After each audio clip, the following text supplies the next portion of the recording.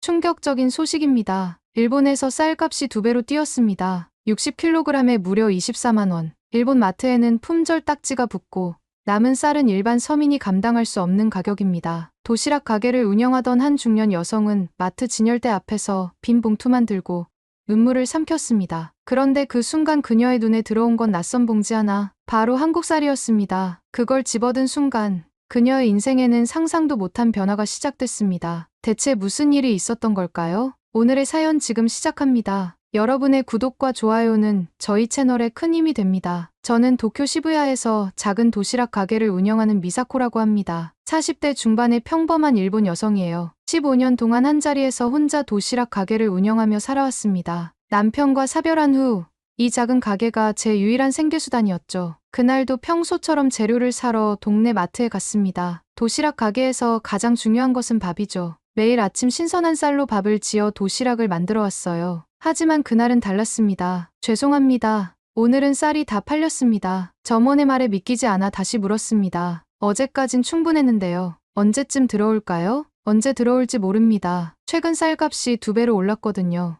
60kg에 24만 원이 넘습니다. 그 말을 듣는 순간 제 발밑이 무너지는 느낌이었습니다. 쌀이 없으면 도시락을 만들 수 없고 도시락을 만들 수 없으면 장사를 할 수 없습니다. 장사를 할 수 없으면 생각만 해도 끔찍했습니다. 마트 안을 정신없이 돌아다녔습니다. 다른 코너에도 가봤지만 쌀 진열대는 텅 비어 있었어요. 몇몇 고급 브랜드의 쌀만 남아 있었지만 가격은 제가 감당할 수 없는 수준이었습니다. 작은 도시락 가게에서 그 가격으로 쌀을 사면 손님들에게 받는 가격도 올려야 하는데 그럼 더 이상 찾아오지 않을 거예요. 빈 카트를 끌고 마트를 나서는데 눈물이 왈칵 쏟아질 것 같았습니다. 15년 동안 한 번도 문을 닫은 적이 없었는데 내일은 어쩌면 문을 열 수 없을지도 모른다는 생각이 들었어요. 쌀이 금값이라니 나는 뭐로 밥을 팔지? 중얼거리며 걷다가 문득 고개를 들었습니다. 마트 출구 옆 작은 코너에 쌀이 쌓여있는 게 보였어요. 서둘러 그쪽으로 다가갔습니다. 그런데 가까이 가보니 낯선 포장이었습니다. 한자로 쓰여진 게 아니라 알파벳과 낯선 글자가 쓰여 있었어요. Korean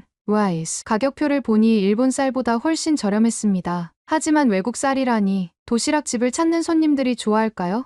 일본인은 자국 쌀에 대한 자부심이 강하니까요. 망설이고 있는데 문득 제 뒤에서 목소리가 들렸습니다. 그거 괜찮아요. 저도 어제 샀어요. 돌아보니 동네에서 종종 마주치던 주부가 서 있었습니다. 그녀의 말에 용기를 얻어 한국쌀 봉지를 카트에 담았습니다. 그때는 몰랐습니다. 이 작은 결정이 제 인생을 완전히 바꿔놓을 거라는 것을요. 집으로 돌아와 한국쌀 봉지를 뜯어보았습니다. 포장에는 한글과 일본어로 설명이 적혀 있었습니다. 호기심에 인터넷을 검색해보니 이 쌀은 한국의 전라북도에서 생산된 수출용 품종이라고 합니다. SNS에서는 이미 많은 일본인들이 한국 쌀에 대한 후기를 올리고 있었어요. 솔직히 처음엔 불신이 컸습니다. 한국 쌀로 제대로 된 일본 음식을 만들 수 있을까? 일본인의 입맛에 맞을까?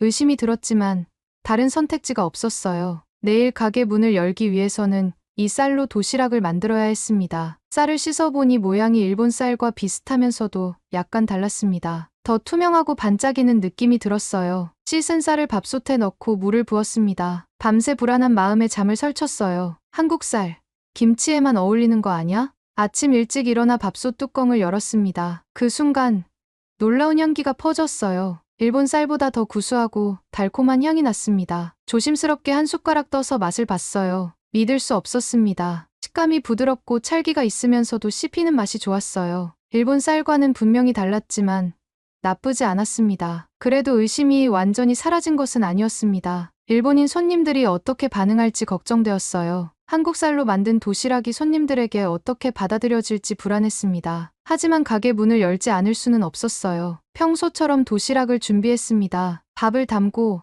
반찬을 올리고 포장을 했어요. 외관상으로는 평소와 다를 바 없었습니다. 가게 문을 열고 손님을 기다렸어요. 첫 손님은 매일 아침 출근길에 들르는 회사원이었습니다. 그는 평소처럼 도시락을 사갔어요. 두 번째, 세 번째 손님도 마찬가지였습니다. 아무도 차이를 눈치채지 못하는 것 같았어요. 점심시간이 가까워지자 단골 손님 한 분이 들어왔습니다. 그녀는 10년 넘게 제 가게를 찾아주시는 분이에요. 도시락을 건네며 초조한 마음으로 지켜봤습니다. 어머, 미사코 씨, 요즘 쌀값이 비싸다던데 어떻게 가격을 그대로 유지하셨어요? 사실은 말을 꺼내기가 망설여졌습니다. 그때 옆에서 기다리던 다른 손님이 말했습니다. 한국 쌀은 진짜 맛있어요. 저희 집도 요즘 그거 먹어요. 그 말에 안도감이 밀려왔습니다. 오늘 하루는 무사히 넘길 수 있을 것 같았어요. 그날 저녁, 남은 도시락을 정리하고 있을 때였습니다. 가게 문이 열리며 아침에 도시락을 사간 회사원이 들어왔어요. 그분은 평소에 도시락을 먹고 빈 용기를 돌려주시는 분이었습니다. 미사코 씨,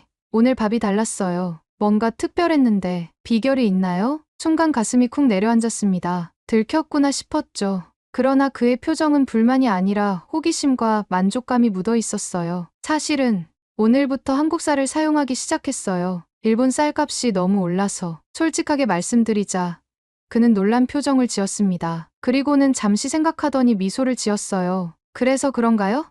오늘 밥이 더 찰진 느낌이 들었어요. 다른 도시락집보다 훨씬 맛있었습니다. 그의 말에 안도감이 몰려왔습니다. 첫 손님의 반응이 좋아 용기가 생겼어요. 그날 밤 집에 돌아와 밥솥을 열고 다시 한번 한국쌀로 밥을 지었습니다. 이번에는 더 자세히 관찰했어요. 일본의 저온 도정 기술이 유명하지만 한국의 쌀도 뒤지지 않았습니다. 찰기가 있으면서도 식었을 때 딱딱해지지 않는 특성이 있었어요. 인터넷을 더 검색해보니 한국의 쌀은 저온 도정은 물론이고 미세입도 기술로 쌀의 찰기를 극대화한다고 했습니다. 다음 날 아침, 더 자신감을 갖고 밥을 지었습니다. 평소보다 조금 더 정성을 들여 도시락을 준비했어요. 가게 문을 열고 손님들을 맞이했습니다. 점심시간, 가게는 평소처럼 붐볐습니다. 그런데 이날은 뭔가 달랐어요. 손님들이 밥을 먹으며 눈을 크게 뜨는 모습이 보였습니다. 한 여학생이 친구에게 말하는 소리가 들렸어요. 어머, 이 도시락 밥 진짜 다르다.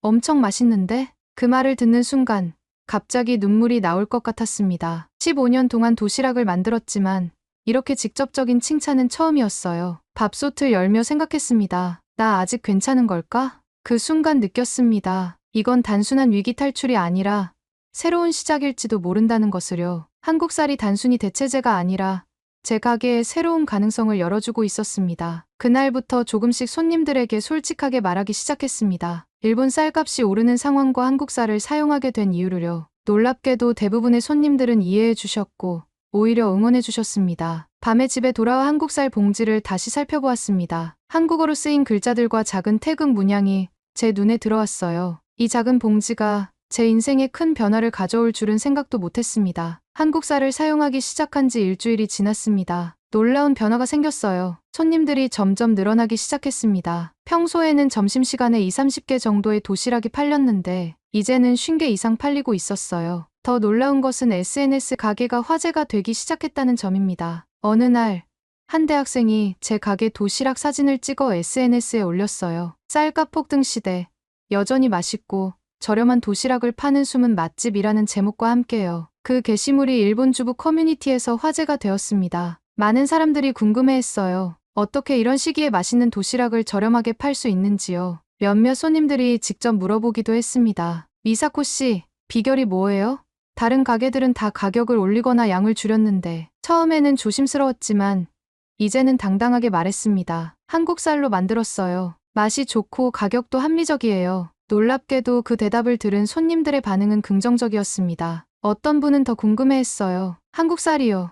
그래서 이렇게 맛있구나, 또 올게요. 점점 더 많은 손님들이 찾아왔습니다. 특히 주부들이 많이 왔어요. 그들도 집에서 쌀값 상승으로 고민하고 있었던 겁니다. 제 경험이 그들에게 도움이 될 수 있다는 생각에 더 자세히 설명해 주었습니다. 어떤 한국 쌀을 사용하는지, 어디서 구할 수 있는지, 어떻게 밥을 짓는지 등을요. 가게 앞에 줄이 생기기 시작했습니다. 점심시간에는 도시락을 다 팔아 일찍 문을 닫는 날도 있었어요. 무너졌던 자존심이 조금씩 회복되었습니다. 쌀값 폭등으로 인한 위기가 오히려 기회가 된 것 같았어요. 일본 쌀에 대한 자부심이 강한 일본인들이 외국 쌀을 받아들이는 모습은 저에게도 놀라운 경험이었습니다. 맛과 품질이 좋다면 국적은 중요하지 않다는 것을 깨달았어요. 한 단골 손님이 말했습니다. 미사코 씨 덕분에 우리 집도 한국 쌀을 사용하기 시작했어요. 아이들이 더 좋아하더라고요. 그 말을 들으며 제 선택이 옳았다는 확신이 들었습니다. 작은 도시락 가게지만 누군가에게 도움이 되고 있다는 생각이 들었어요. 15년 동안 운영해온 가게가 새롭게 부활하는 기분이었습니다. 매일 밤,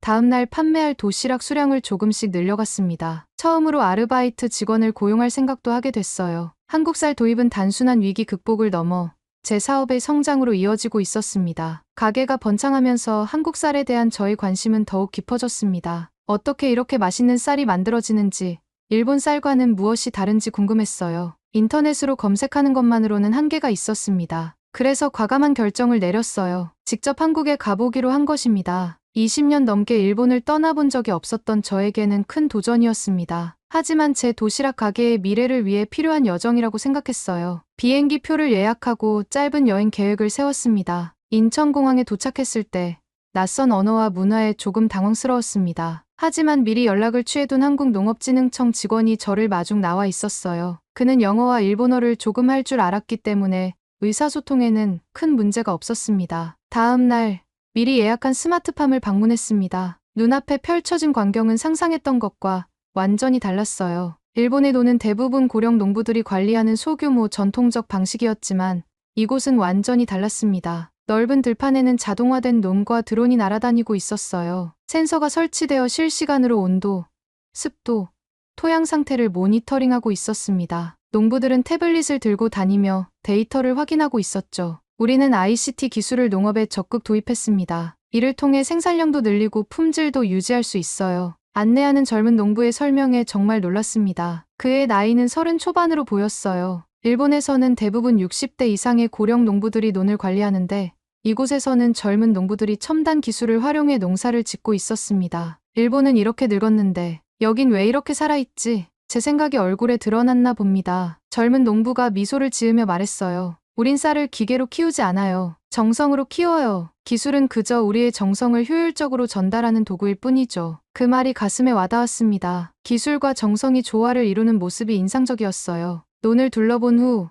쌀 가공 공장으로 이동했습니다. 거기서도 놀라운 광경이 펼쳐졌어요. 최첨단 설비로 쌀을 도정하고 선별하는 과정이 자동화되어 있었습니다. 하지만 최종 품질 검사는 여전히 전문가의 손과 눈으로 이루어지고 있었어요. 기계가 할 수 없는 섬세한 판단은 사람의 경험과 노하우가 필요했습니다. 특히 수출용 쌀은 더 엄격한 품질 관리 과정을 거친다고 했어요. 그래서 제가 일본에서 먹었던 한국 쌀의 품질이 좋았던 거였습니다. 수출용으로 선별된 최상급 쌀이었던 거죠. 그날 저녁, 농부들과 함께 식사를 하며 많은 이야기를 나눴습니다. 그들의 자부심과 열정이 느껴졌어요. 일본의 쌀 문화를 존중하면서도 한국만의 방식으로 품질 좋은 쌀을 생산하려는 노력이 인상적이었습니다. 호텔로 돌아와 창밖을 바라보며 생각했습니다. 한국과 일본, 이웃 나라이지만 농업에 대한 접근 방식이 이렇게 다를 수 있다니. 내일은 더 많은 것을 배우고 싶다는 기대감에 쉽게 잠들 수 없었습니다. 한국에서 돌아온 후 더욱 자신감을 갖고 도시락 가게를 운영했습니다. 직접 본 한국의 농업 기술과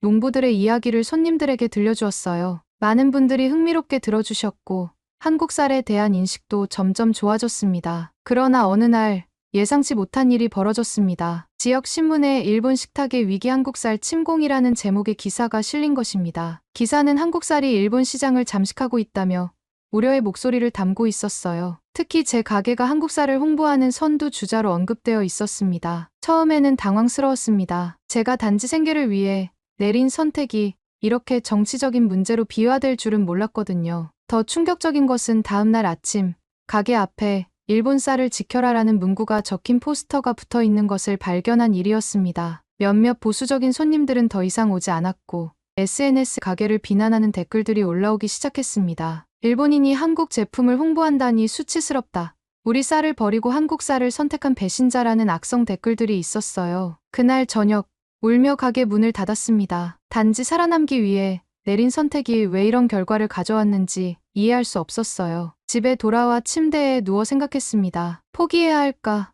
이대로 한국 쌀 사용을 중단하고 일본 쌀로 돌아가야 할까? 하지만 잠시 생각해보니 이상했습니다. 왜 쌀의 국적이 이렇게 중요한 문제가 된 걸까요? 음식은 국경을 초월한 문화이고 맛있는 것은 어디서 왔든 맛있는 것이죠. 용기를 내어 SNS에 긴 글을 올렸습니다. 침공? 아니요. 제 삶을 구해준 선물이었어요. 한국 쌀이 없었다면 제 가게는 문을 닫았을 거예요. 일본 쌀값이 2배로 오르는 동안 저는 생계를 위해 대안을 찾아야 했습니다. 한국 쌀은 맛있고 품질도 좋아요. 직접 한국에 가서 어떻게 생산되는지 보고 왔습니다. 젊은 농부들이 최신 기술로 정성껏 키우는 모습에 감동받았어요. 음식에 국경이 있나요? 맛있는 건 맛있는 거예요. 그리고 한국에서 찍은 사진들과 농부들과 함께 찍은 사진도 올렸습니다. 글을 올린 후 무서워서 댓글을 확인하지 못했어요. 다음 날 아침 떨리는 마음으로 SNS를 열었습니다. 놀랍게도 많은 사람들이 지지의 댓글을 달아주었습니다. 용기 있는 발언 응원합니다. 저도 한국 쌀 먹어봤는데 정말 맛있어요. 쌀의 국적을 따지는 게 말이 되나요?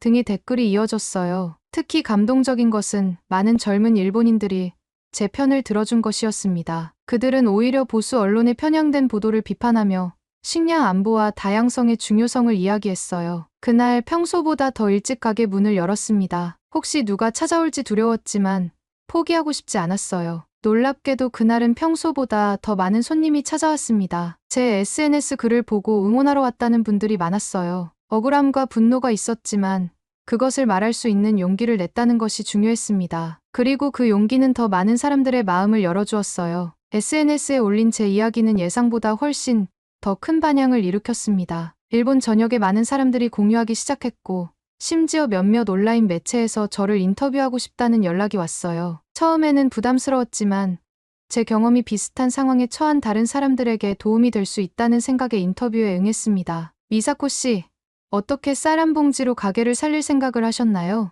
인터뷰어의 질문에 솔직하게 답했습니다. 절박함이었어요. 쌀값이 2배로 올랐을 때 저는 2가지 선택지가 있었습니다. 가게 문을 닫거나 새로운 방법을 찾거나 한국 쌀은 제가 찾은 해결책이었어요. 처음에는 단순히 비용 문제였지만 지금은 품질 때문에 사용하고 있습니다. 그 인터뷰 이후 더 많은 사람들이 제 가게를 찾아왔습니다. 일본 각지에서 한국 쌀에 관심 있는 분들이 방문했어요. 어떤 분들은 한국 쌀을 구할 수 있는 방법을 물어보기도 했고 어떤 분들은 자신들도 직접 수입을 고려하고 있다고 했습니다. 몇몇 소규모 식당 주인들은 저처럼 쌀값 상승으로 어려움을 겪고 있었습니다. 그들에게 제 경험을 나누고 한국 쌀 공급업체를 소개해 주었어요. 점점 더 많은 일본 식당들이 한국 쌀을 사용하기 시작했습니다. 이런 과정에서 한국의 농부들과도 직접 연락을 주고받게 되었습니다. 처음에는 한국농업진흥청을 통해 연결되었지만 이제는 직접 전라북도의 쌀 생산자들과 소통하고 있었어요. 그들은 일본 소비자들의 피드백을 듣고 싶어 했고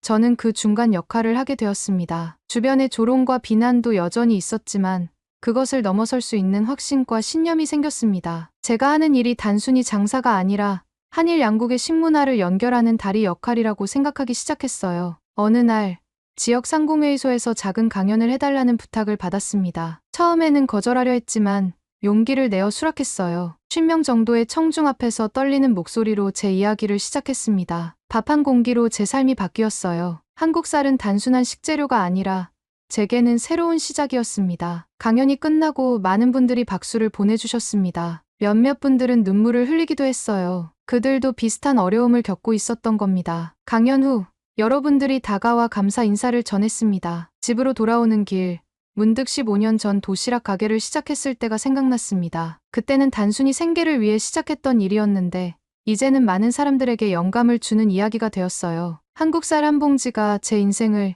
이렇게 바꿔놓을 줄은 정말 몰랐습니다. 미소를 지으며 집으로 들어갔습니다. 내일은 또 어떤 손님들이 찾아올지, 어떤 이야기를 나눌지 기대가 되었어요. 제 작은 도시락 가게는 이제 지역에서 꽤 유명한 곳이 되었습니다. 한국 쌀로 만든 도시락이 맛있다는 소문이 퍼져 멀리서도 찾아오시는 손님들이 많아졌어요. 대형 유통업체에서 브랜드 론칭을 제안하기도 했지만 저는 거절했습니다. 제 가게의 규모를 그대로 유지하면서 한국 쌀을 소량 직수입하는 방식을 선택했어요. 손님들에게 최고 품질의 음식을 제공하는 것이 제 철학이었기 때문입니다. SNS와 블로그를 통해 저의 경험담을 계속 공유했습니다. 한국 농부들과의 교류도 이어갔어요. 그들은 가끔 새로운 품종의 쌀 샘플을 보내주시고 저는 솔직한 피드백을 전달했습니다. 이런 교류는 양국의 소비자와 생산자 모두에게 도움이 되었어요. 어느 날 가게에 특별한 손님이 찾아왔습니다. 한국에서 온 농업 교류단이었어요. 그들은 제 블로그를 보고 직접 방문하고 싶다고 했습니다. 10명 정도의 한국 농부들이 제 작은 가게를 채웠어요. 그들을 위해 특별한 도시락을 준비했습니다. 한국 쌀로 지은 밥에 일본 전통 반찬을 곁들인 도시락이었어요. 그들은 맛있게 드시며 감동을 표현했습니다. 언어는 달라도 음식을 통해 마음이 통했습니다. 교류단 방문 이후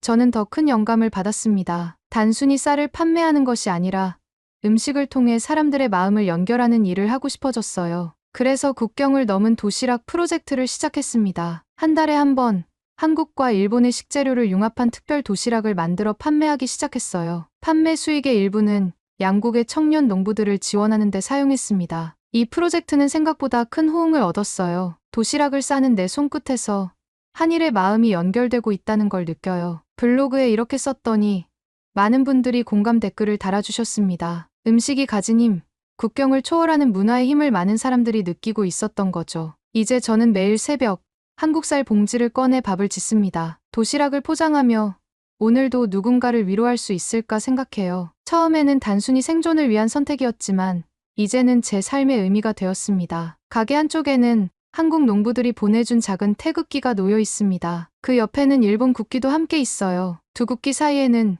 제가 직접 쓴 문구가 있습니다. 음식에는 국경이 없다. 어느 날 한 어린 손님이 물었습니다. 아줌마, 왜 한국 국기를 가게에 두었어요? 미소를 지으며 대답했습니다. 그건 내 삶을 지켜준 고마운 존재를 기억하기 위해서란다. 한 손에는 오늘의 도시락, 다른 손에는 작은 태극기 스티커가 붙은 쌀 봉지를 들고 있는 제 모습을 문득 거울에서 발견했습니다. 자신감 넘치는 표정, 당당한 자세, 이 작은 변화를 만든 것은 다름 아닌 한국쌀 한 봉지였습니다. 이 작은 도시락이 내 삶을 지켜줬어요. 이제 저의 꿈은 언젠가 한국과 일본의 농부들이 함께 모여 식사할 수 있는 자리를 만드는 것입니다. 음식을 통해 서로를 이해하고 오래된 상처를 조금이나마 치유할 수 있기를 바랍니다. 오늘 이야기 어떻게 보셨나요? 누군가에겐 그저 밥 한 공기일지 몰라도 누군가에겐 삶을 지켜주는 마지막 희망이 될 수 있습니다. 일본의 쌀값이 치솟고 많은 이들이 밥상마저 위협받고 있는 요즘, 그 속에서 한 일본 여성은 한국 쌀 한 봉지에 인생의 방향을 다시 세우게 되었습니다. 맛과 품질, 그리고 정성. 한국의 쌀은 단순한 식재료를 넘어 국경을 넘어 감동을 전하는 문화가 되고 있습니다. 오늘 사연에 대한 여러분의 생각을 댓글로 남겨주세요. 감동문클에서는 여러분의 소중한 마음을 모아 사연 주인공들에게 전해드리고 있습니다. 여러분 주변에 감동적이거나 재미있는 실제 사연들을 제보받고 있으니 언제든 저희 공식 메일로 제보해주세요. 오늘 들려드린 사연에 공감하셨다면 구독과 좋아요 눌러주시고 주변 분들과도 공유해주세요. 여러분의 작은 관심과 응원이 더욱 좋은 콘텐츠를 만드는 데 큰 힘이 됩니다. 오늘도 여러분의 하루의 작은 즐거움이라도 되었기를 바라며 지금까지 감동문클이었습니다. 끝까지 시청해주셔서 감사합니다. 다음에 더 감동적인 사연으로 찾아뵙겠습니다.